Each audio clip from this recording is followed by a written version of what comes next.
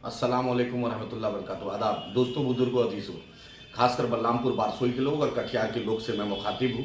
कल बहुत दिन बाद हमारे माननीय सांसद तारिक अनवर साहब बलरामपुर की सरजमी पर छोगरा में प्रकट हुए। अच्छी बात है, एमपी साहब आते जाते रहा कि बलरामपुर बारसोई ने आपको बहुत इज्जत दी है। लगभग 1.5 लाख वोट आपको लोकसभा में बलरामपुर बारसोई के लोग दिया। जब भी आप जीते उसमें सबसे ज़्यादा बलरामपुर बारसोई की आवाम का बहुत योगदान है। लेकिन 10 काम आपके पास नहीं दिखता है कि बलरामपुर बारसोई में आपके तरफ से हुआ है। 1977 से लेकर 2026 तक कटिहार की आवाम ने, चाहे बलरामपुर बारसोई हो, चाहे प्राणपुर हो, चाहे कदवा हो, चाहे मनियारी हो, चाहे बरारी हो, चाहे कटिहार हो, सब लोगों ने खूब खूब दिया।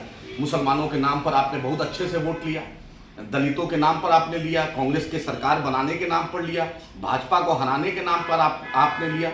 लेकिन मेरा आपसे क्वेश्चन है, मेरा आपसे सवाल है एमपी साहब कि एमपी भी बने, केंद्र में मंत्री बने, पता नहीं आपको क्या सूझा कि सोनिया जी से आप लड़ लिए, फिर से वहीं चले गए थे, फिर से उसी सोनिया जी की पार्टी में चले गए। बलरामपुर बारसोई या कटिहार के लिए तो वो लड़ाई नहीं थी, वो लड़ाई आपकी निजी थी, आपकी पवार साहब की, संगमा साहब की। चलिए, हम लोग तब भी आपको एमपी बनाए। लेकिन हमारा सवाल ये है कि बाहिन घाट कब बनेगा। हमारा सवाल ये है कि डमडोलिया बाजितपुर घाट कब बनेगा, गोविंदपुर घाट कब बनेगा, मीठापुर घाट कब बनेगा, कुचियामोर घाट कब बनेगा, बिटियार घाट कब बनेगा, जमीरा घाट कब बनेगा, बोचामारी घाट कब बनेगा, तारापुर घाट कब बनेगा, जबतपुर घाट कब बनेगा, बलरामपुर बारसोई में कब हॉस्पिटल की सुधार होगा, कब डॉक्टर 24 घंटा उस हॉस्पिटल में रहेंगे बारसोई के। जो एडिशनल पीएससी है बलरामपुर में, चाहे करणपुर हो, चाहे आबादपुर के साइड हो, चाहे तेलता हो, चाहे अजरेल हो, चाहे सुधानी हो, चाहे फतेहपुर हो, जो भी एडिशनल पीएससी वो कब चालू होगा एमपी साहब, आप ही बताइए। कॉलेज में यहाँ कब खुलेगा। आजादी के बाद 75 साल हो गए, आज तक बलरामपुर बारसोई में एक कॉलेज नहीं है, ना लड़कियों का कोई कॉलेज है, तो उस पर भी जरा ध्यान दीजिए। आप रोड बिलासपुर से घुसते हैं मास्टर चौक से होते हुए आप आते हैं बिघोर, तो अभी अब मोहतरमा हम अभी देखा कि काम शुरू हुआ है, लेकिन बिघोर से जब आप लगुआ होते हुए आप ग्वालटोली जाइएगा तो वो रोड कब बनेगा। जब आप काजी टोला ग्वालटोली से आप जब बढ़िएगा आबादपुर की तरफ, मथुरापुर, हरनारोई, चापापुर की तरफ, वो रोड कब बनेगा। जब मथुरापुर की तरफ से जाइएगा वो रोड कब बनेगा। जब आप बलरामपुर हाट की तरफ से जाइएगा तो वो रोड कब बनेगा। आखिर बलरामपुर बारसोई में पावर स्टेशन जो आबादपुर में जरूरत है, जो सुधानी में जरूरत है, जो बारसोई में जरूरत है, लगभग 7 पावर स्टेशन बलरामपुर बारसोई को चाहिए, वो कब बनेगा। हमारे यहाँ जो रजिस्ट्री ऑफिस है उसमें जो घुसखोरी है, वहां पर जो गंदगी है, वहां पर रोड अच्छा नहीं है, वो कब सुधार होगा। सीओ ऑफिस में बिना घूस के कोई काम ही नहीं होता है, तो एमपी साहब कभी गलती से वो भी मुद्दा उठा दीजिए।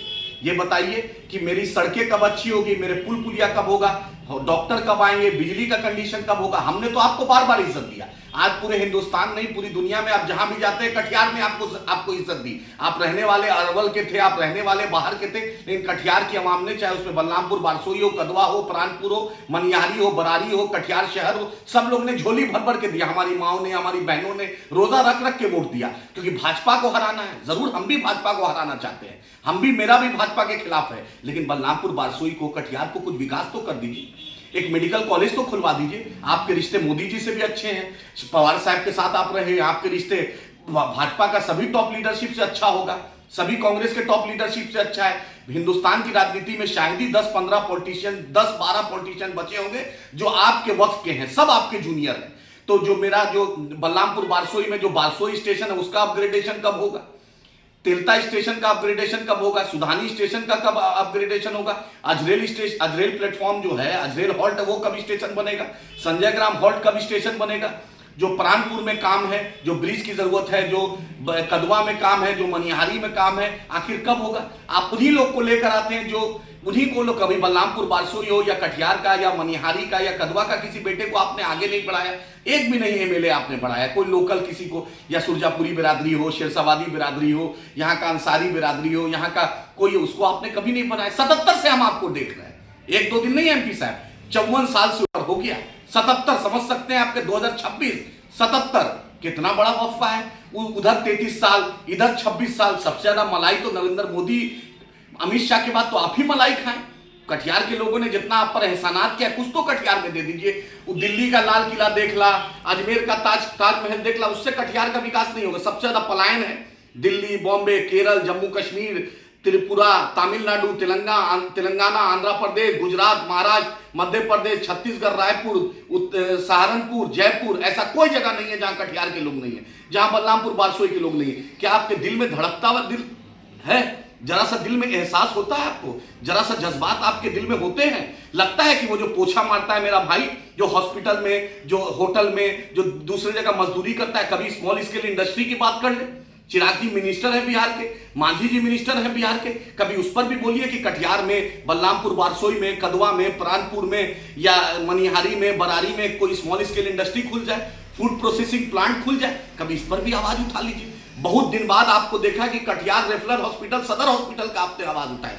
मैं दंग हूं कि दिशा की मीटिंग हर महीना होती है, डिस्ट्रिक्ट मजिस्ट्रेट साहब बैठते हैं, एसपी साहब बैठते हैं, एडीएम साहब बैठते हैं, सिविल सर्जन साहब बैठते हैं। आप एक बार बोलिएगा तो वो सुन लेंगे, एक बार आप बोलिएगा तो मंगल पांडे जी सुन लेंगे, हेल्थ मिनिस्टर, एक बार हेल्थ सेक्रेटरी लोकेश जी सुन लेंगे, एक बार वहां का स्वास्थ्य सचिव को बोलिएगा सुन लेंगे। लेकिन पार्लियामेंट में आप क्वेश्चन उठा रहे हैं। आजकल देख रहे हैं कि जब से एमआईएम एक्टिव हुई है तो सोशल मीडिया में भी आपका दर्शन हुआ है। कल छोगरा मैदान में आपको देखकर अच्छा लगा, लेकिन ये कभी सोचिए कि बलरामपुर बारसोई में एक स्टेडियम बनवा दे, एक ऐसा लाइब्रेरी बनाए जो 24 घंटा हो, उसमें वाईफाई हो, बच्चे पढ़े, कोई कॉम्पिटिटिव एग्जाम का कोई ऐसा सेंटर कटिहार में खुलवा दे, बारसोई बलरामपुर में खुलवा दे, मनियारी में कुछ ट्राइबल कम्युनिटी के लिए खुलवा दे।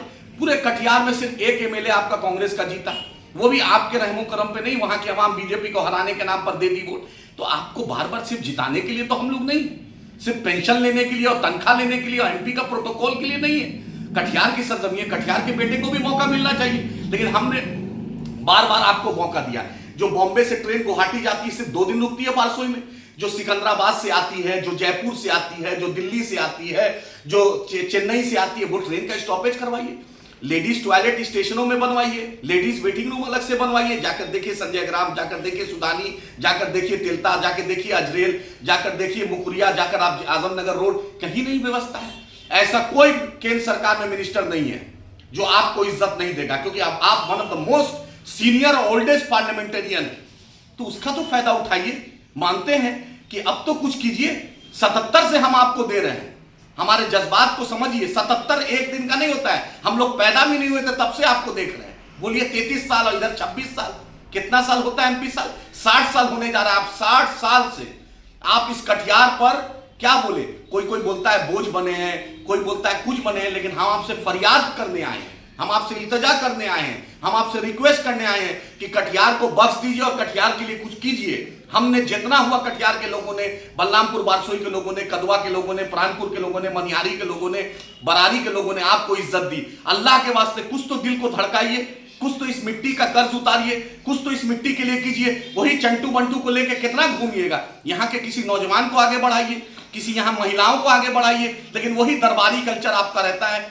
उम्मीद है कि ये वीडियो मैसेज आपको जाएगा और कटिहार के लिए, बलरामपुर बारसोई के लिए, मनिहारी के लिए, प्राणपुर के लिए, कदवा के लिए, जो बंगाल बिहार का मामला है, जो पुल का मामला है, जो बहुत हमारे लोग को दिक्कत होता है, चाहे बाहिन घाट ले लीजिए, गोविंदपुर ले लीजिए, वहां के लोग को दिक्कत हो, वहां कॉलेज नहीं है, वहां स्मॉल स्केल इंडस्ट्री की जरूरत है। हमारा नौजवान सिर्फ दिल्ली बॉम्बे में खटने के लिए नहीं है, हमारी बहनें सिर्फ आपके लिए रोजा रखने के लिए नहीं है। हमें इंसाफ चाहिए और कटिहार को विकास चाहिए कि जब भी जरूरत पड़ी है बाढ़ में, आप कभी नहीं दिखे, बाढ़ की समस्या पे कभी बोलिए, कभी सीमांचल डेवलपमेंट बोर्ड पर बोल दीजिए, कभी सीमांचल को इकोनॉमिक पैकेज के नाम पर नीतीश जी से मिल लीजिए, मोदी जी से मिल लीजिए, कभी पूर्णिया में हाईकोर्ट बेंच के नाम पर मिल लीजिए, कभी यहाँ की बाढ़ की तबाही को रोकने के लिए मिल लीजिए, कभी मक्का को एमएसपी दिलवाने के लिए कुछ कर लीजिए, कभी यहाँ पर इस इलाके में मजदूर के साथ जो हादसा होता है दिल्ली बॉम्बे दूसरे जगह, उसके लिए कोई आप हेल्पलाइन नंबर जारी कर दीजिए। लोग बिलखते हैं, रोते हैं, लेकिन आप तो भाई बादशाह साहब है, बादशाह सलामत को कौन बोले।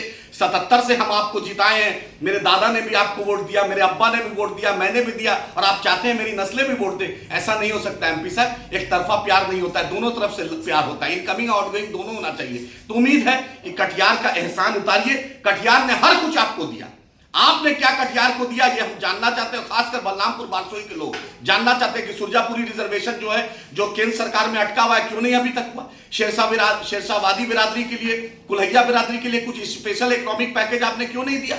आखिर केंद्र में आप जलवा अफरोज रहे, यूपीए में भी रहे, एनडीए में भी आपके अच्छे ताल्लुकात हैं। जिस मंत्री को, जिस प्रधानमंत्री को जब चाहिएगा फोन कीजिएगा, आपको देगा। नितिन गडकरी जी से बात कीजिए, जो कटिहार से लेकर बारसोई, बारसोई से लेकर रायगंज तक का डबल लेन करवाइए, कुछ तो करवाइए।